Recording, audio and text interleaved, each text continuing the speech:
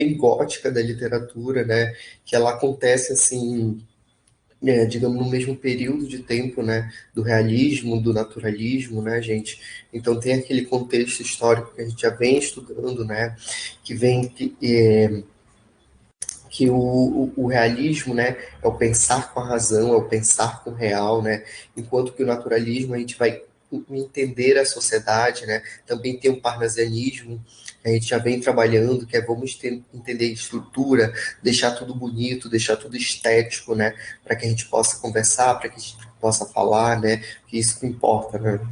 Então, o simbolismo ele é contra tudo isso que está acontecendo, né? Ele é contra o realismo, ele é bem subjetivo, ele quer entender o eu, tem a psicologia do inconsciente, né? O que acontece espiritualmente é mais importante, eles querem entender mesmo o inconsciente das pessoas, né? Querem entender o que está acontecendo com o ser humano, né? O que acontece na nossa cabeça nesses períodos, né? Que eles se encontravam, né? E então eles vão ter essa busca pelo imaginário, vão ter essa busca pelo espiritual. Então tudo, ele é contra tudo que a gente já vem conversando, né? Ele é contra o realismo, é contra o naturalismo, contra o parnasianismo. Ele começa na França, tá? Nessa época, né, tem um grande avanço tecnológico na época, né? Tem um salto, assim, digamos, né? Porém, os simbolistas eles têm a premissa, né, de que eles não podem avançar dessa maneira, né, sem entender o que há dentro de nós mesmos. Eles eram considerados muito malditos, muito místicos, muito sombrios, e vocês vão encontrar bastante musicalidade dentro dos textos dele, tá? Há bastante figuras de linguagem, como a sinestesia, né? Então a gente vai conversando um pouquinho mais à frente, tá bem? Bom, a gente vai entrar aqui um pouquinho no contexto histórico do simbolismo, né? Como eu falei, ele inicia na França com Charles Baudelaire, né? Com a obra As Flores do Mal, em 1857, tá bem? E no Brasil tem início em 93, em 1893, com as obras Missal e Broquege do Cruz de Souza, tá bem, gente? A gente vai ter como contexto, né, no Brasil, o final do segundo reinado, né? Vai ser aquele período de transição, né? Vai ter a proclamação da República, vão ter as consequências da Revolução Industrial, né? A substituição, né, do homem pela máquina, né? Então, desemprego, miséria, fome. Então, é um período muito conturbado, né? Muito caótico de transição. Vai ter os primeiros passos, né, do capitalismo, né, sendo voraz, procurando mão de obra, procurando mercado consumidor, né? Vão ter diversas descobertas científicas, né? Principalmente para a produção, principalmente para que haja mesmo esse desenvolvimento, né? Então vão ter bastante descobertas científicas, né? Que vão transmitir essa ideia de que nós estamos evoluindo como sociedade, que nós estamos evoluindo como civilização. Mas com isso, né, são questões que estão até hoje presentes, né? Vão crescer somente as desigualdades sociais, né? Vão ter avanços, mas também vão ter precariedades, né? Vai ter esse debate entre as classes, né? A divisão entre os republicanos, né? E os imperialistas, né? Então, vão ter os que defendem os maiores poderes para o presidente da República e os que apoiam a descentralização desse poder, né? Querem uma maior participação, né, dos estados. Vai ter movimentos de rebelião, né? Então, vai ser um contexto, né, de oposições, um contexto de bastante diferença, né? Então, vai ter bastante insegurança, muita insatisfação, né? Então, é nesse contexto, né, que vai surgir o movimento simbolista, né? São os autores que vão estar à margem dessa sociedade, são os autores que não estão contentes com as coisas que estão acontecendo. Eles querem entender o eu, né? Então, como eu falei, vão ter revoltas, né? Vão ter rebeliões, né? Como a Revolução Federalista que acontece nos estados do sul do país, né? E a revolta da Armada que acontece no Rio de Janeiro, né? Que foi um movimento promovido por unidades da Marinha do Brasil, né? Que era contra os dois primeiros governos republicanos do país. Tá bem, gente? Esse é o contexto que a gente vai encontrar, né? Do homem simbolista, né, de como que ele vai estar inserido, qual é o contexto que vai estar inserido as obras desses caras, né? Bom, como principais características, né, dentro do simbolismo, a gente vai ter uma linguagem bastante subjetiva, uma linguagem muito imprecisa, às vezes meio vaga, né, transcendental, falando sempre um pouco da espiritualidade, né, da psique, da psicanálise, né? Vamos ter bastante a musicalidade, vai ser bastante individualista, né? Porque eles querem entender mesmo o eu, né? Vai ser bastante espiritual, como falei, misteriosa, oculta, né? Onírica e bastante pessimista, né, gente? Então, eles vão ter essa utilização de recursos literários, né? Como a literação, né, como vocês podem lembrar, que é a repetição de um fonema consonantal, a assonância, que é a repetição de fonemas vocálicos, vão ter bastante presente a onomatopeia, né, gente? É, a religiosidade, né, a sublimação, digamos assim. Vai ter essa ampla valorização humana, né, essa ampla valorização da mente, de querer entender mesmo o porquê que a gente age assim, por que a gente pensa, por que a gente fala, por que a gente tá inserido nisso, né? Vai ter um pouco também, como eu falei que ele era contra, né, o realismo, surgiu para ser oposição, né, o naturalismo, passanasianismo, então ele vai se distanciar um pouquinho das questões sociais geralmente abordadas por essas outras escolas, né? É, ele vai romper mesmo com as barreiras impostas pela racionalidade, vai ser um universo onírico e transcendental, né? Então, vai estar bastante presente essa negação dos valores preconizados pelas escolas que a gente já vem, que a gente estudou, né, por último, né, gente? Eles acreditavam que a realidade, né, era muito mais complexa para ser explicada, né, de uma maneira tão objetiva e tão sucinta, né, gente? Vamos ter grandes produções na poesia, nas artes plásticas e no teatro, né? Como eu falei, o uso de figuras de linguagem, né? A constante aproximação entre a música e a poesia, né? Vai ter essa musicalidade, né? Então, tudo isso utilizado por essas figuras de linguagem, né, gente? Então, essa criação de obras de arte valorizando bastante, né, a intuição, descartando a lógica e a razão, né, essa linguagem bastante fluida. Então, essas são as características principais que vocês vão encontrar dentro dessa escola literária também. Quando vocês sentirem que está bastante musical, que está bastante trabalhando, né, essa figura imprecisa, essa figura transcendental, né, que quer explicar mesmo a mente humana, quer explicar a psique humana, quer explicar essa parte individualista, né, a gente vai estar geralmente tratando do simbolismo, tá bem? A gente vai ter aqui principais autores, né, que geralmente são os mais pedidos, né, dentro dos estudos, dentro dos vestibulares que a gente vai encontrar por aí, né, que seria o Cruz de Souza, né, o Afonso de Guimarães, o Pedro Kilkerry, né, e o Augusto dos Anjos. A gente vai falar um pouquinho agora do João da Cruz de Souza, né? Ele é considerado um dos precursores, né, do simbolismo no Brasil. Ele foi um poeta brasileiro, né, nascido em Florianópolis. Ele é filho de escravos aporreados, ele nasceu livre, né?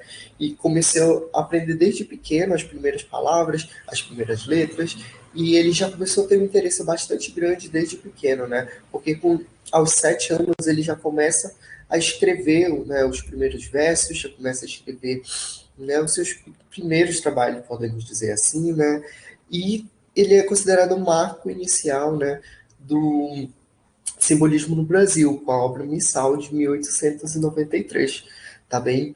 Já em 1869, né, ele vai entrar para uma escola pública e ele já se destaca bastante como um amante da letra.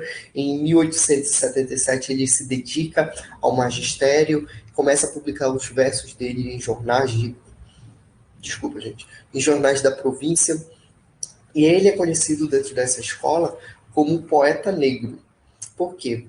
Porque ele tem dentro da sua experiência, né, ele tem uma poesia muito sofrida, ele tem uma experiência muito sofrida, principalmente se tratando de racismo, né, gente? Como eu falei para vocês, é uma época que está na abolição, né, ainda, tá nessa transição, né? O capitalismo está precisando de bastante pessoas, né? Então não pensem que digamos assim, deram, né, a liberdade para os escravizados, de maneira, queremos libertar as pessoas, né? Deram porque eles precisavam, né, de uma mão de obra, precisavam de um mercado consumidor, né, gente? Então não estava mais sendo compatível, né? Estava entrando em crise aquele sistema. Então o Cruz e Souza está inserido nisso, né? Tem bastante espiritualidade envolvida nas suas obras, até mesmo satânicas e muitas vezes sensuais, né? Ele é obcecado pela cor branca porque ele sofreu demais com isso, né? Ele foi vítima desse preconceito racial, né, gente? Então, no momento, né, ele viveu assim os últimos momentos de sua vida, né, lutando contra a miséria, lutando contra a infelicidade, né? E poucos mesmo reconheceram seu valor como um poeta na época, né? Ele teve a esposa dele tinha diversas crises nervosas. Um dos seus 4 filhos, né, que ele tinha, apenas 2 conseguiram sobreviver, né? Foi vítima da tuberculose. Ele vai se mudar para Minas Gerais, né? Ele vai tentar buscar um alívio, né, para o mal que ele sentia nos últimos momentos de vida dele, né? Mas ele falece logo, né? Então, assim, ele tem uma vida bem sofrida, bem, né, cheio de marcas. Então, as obras dele, gente, vocês vão encontrar essa presença, né, essa dificuldade, esse sofrimento, esse melancolia, né? Então, esse é o Cruz e Souza, tá bem? Trago aqui para vocês as principais obras dele, né? Ele escreveu bastante, assim, então, para que vocês possam dar uma lida, possam dar uma pesquisada e conheçam um pouco mais desse autor. É, trouxe aqui, vou deixar para vocês um trecho, né, de Antífona, que é uma das obras dele, né, que é retirado de uma das obras dele, né, para vocês conseguirem perceber esses elementos que eu trouxe para vocês desse autor, tá bem? E tem esse aqui é um de seus poemas, né, o Acrobata da Dor, né, foi publicada na obra dele, né, uma das obras que iniciou, que foi o Broquês, de 1893, né, para que vocês também possam ler, possam refletir, possam sintetizar, né, isso que eu trouxe para vocês. Bom, a gente vai falar um pouquinho agora do Alfonso de Guimarães, né? Ele é mineiro, né? Ele foi um dos grandes poetas também, né, desse movimento. Ele tem uma presença da obra religiosa, né? Tem um caráter místico, espiritual, bastante sentimental, né? Ele é marcado pela morte da prima dele, né? E amada também, com qual ele teve relação, com qual ele se apaixonou, né? Que ela era filha do escritor, né? O Bernardo Guimarães, que era tio-avô dele. Então, ela morreu muito cedo, né? Então, ele se afetou bastante pela morte, né, da sua amada, pela morte da prima dele, né? Então, as obras dele são caracterizadas por isso, né? Giram em torno dessa figura, dessa mulher, né? Então, em outros temas também da poesia dele, ele vai tratar também da religião, tratar da natureza, tratar da arte, e sempre esses temas, mesmo sendo tratado um pouco diferente, ele também vai relacionar com a morte, vai relacionar com esse tema mesmo de misticismo, de religiosidade, de morte, tá bem, gente? E ele fazia um curso de engenharia, né? Ele estudava e ele vai abandonar, né? E vai começar a se entregar mesmo à vida boêmia, que é quando ele vai escrever, quando ele vai participar dessa vida literária, né, gente? E ele colaborou bastante no almanaque administrativo, no mercantil, no industrial, no científico e literário do município de Ouro Preto. Ele é bastante presente, tem diversas obras. Trouxe algumas obras dele para vocês procurarem depois. Se não quiserem, não precisa ler tudo, né? Mas que vocês deem uma lida, saber do que o autor tratava, porque é bastante importante para que a gente consiga entender o que ele falava, o que ele queria dizer, o que ele queria passar, né? Eu trouxe aqui para vocês a Dona Mística, né, que é a poesia dele, né, que representa significativamente, né, o simbolismo no Brasil, né, vai se projetar num panorama literário que vai ser tomado pelo sentimentalismo e tem bastante musicalidade, né, gente, as figuras de linguagem bastante presente, né, os temas presentes vão ser o amor, a morte, né, e os sonetos amorosos, né, vão se dirigir à sua amada que foi morta, né, Constança, que vai inspirar essa obra. A gente vai falar um pouquinho aqui sobre o Pedro, né? Baiano, nasceu em Salvador, na Bahia. Ele foi jornalista, publicou diversas crônicas e artigos em jornais, né? Ele se dedica bastante à poesia simbolista. Ele era descendente de inglês, né? Por parte do pai dele.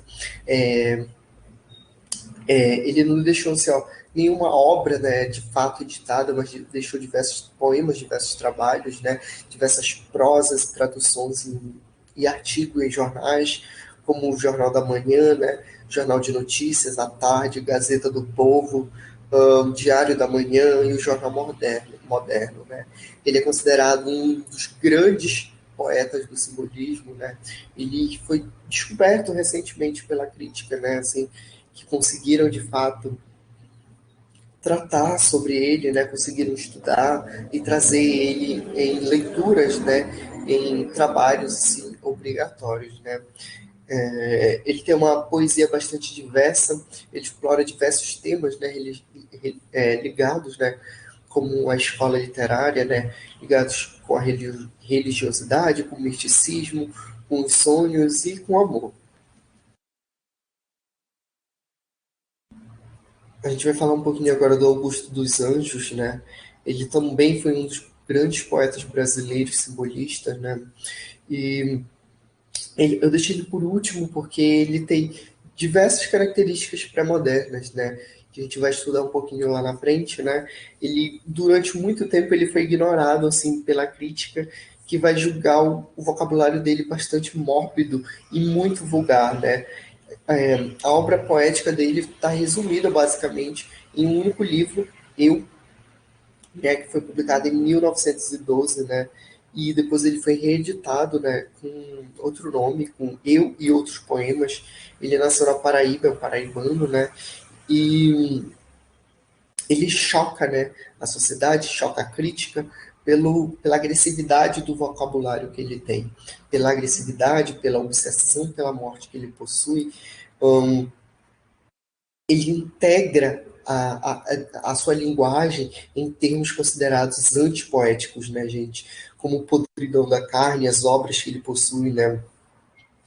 Desculpa, cadáveres fétidos, vermes famintos, né? Então ele tem, assim, ó, palavras, né, que são muito fortes. Imagina na época, né, se tratando de um autor assim, né, gente? Então, a gente tem a presença desse autor, a presença desse vocabulário que ele possui, o modo como ele traz as leituras dele, o modo como ele traz os trabalhos dele, né? Então, ele tem uma retórica delirante, por vezes é bastante criativa, mas muito absurda, muito delirante. E embora ele seja contemporâneo da geração simbolista, né, ele permanece um pouco à margem da escola, né? Então, ele une nas suas obras, né, o simbolismo com um pouco do cientificismo naturalista, né? Por isso que a gente diz que ele tem um pouco de características pré-modernas, tá bem? Desculpa, eu deixei aqui algumas obras dele, né, que são bem legais de se ler, não são muito grandes, e vocês darem uma lida, vocês darem uma pesquisada também. Trouxe aqui uma das obras dele, né, que é a Psicologia de um Vencido, né, que passou a ser uma das obras, com o tempo, né, passou a ser uma das obras mais lidas no país, e depois é convertida em um manual de catecismo pessimista para todos os azarados, né. É uma obra bem legal, vocês possam é, ver as características desse autor, né, ver as características que estão presentes dentro desta escola literária também. Vou passar aqui para as questões, né? Vou deixar disponíveis para vocês no material, vou deixar disponível aqui também na aula mesmo, vou dar um pause para vocês conseguirem, né, ler, conseguirem ler, conseguirem, para a gente possa ler com vocês e a gente possa discutir um pouco dessas questões, tá bem? Vou dar uns minutinhos para que vocês consigam pensar, consigam dar uma lida e pensar no que pode ser de resposta, tá bem?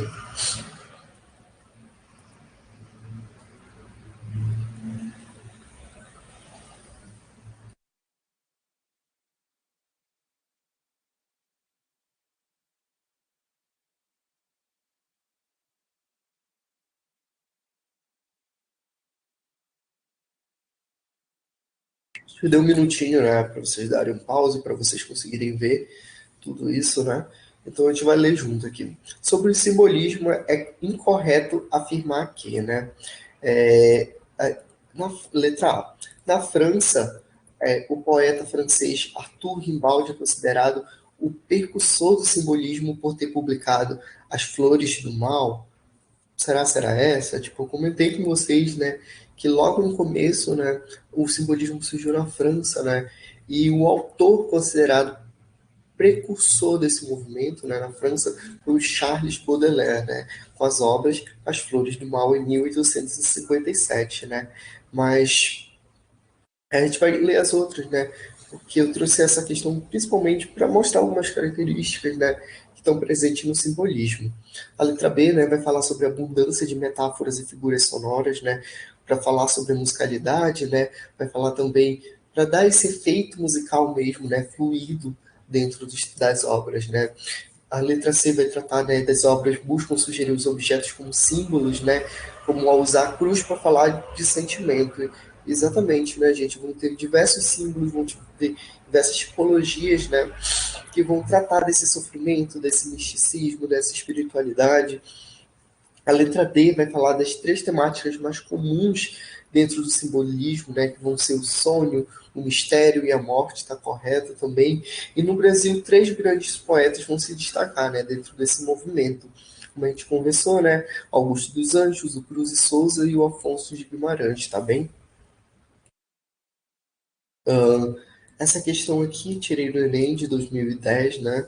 Vou dar um tempinho, né, para vocês lerem, para que a gente consiga conversar e eu consiga ler um pouco com vocês, tá bem?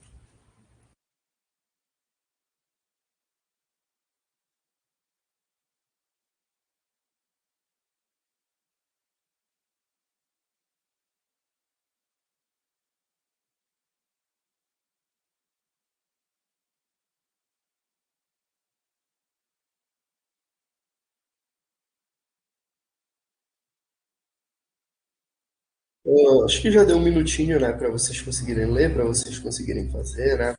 Essa obra do Cruz e Souza, né, que é o Cárcere das Almas, é bem sofrida, né, gente? Tem grande presença de figuras de linguagem, né? Vocês vão conseguir perceber, né, essa musicalidade, ele tratando da morte, tratando de uma prisão, né, em agonia.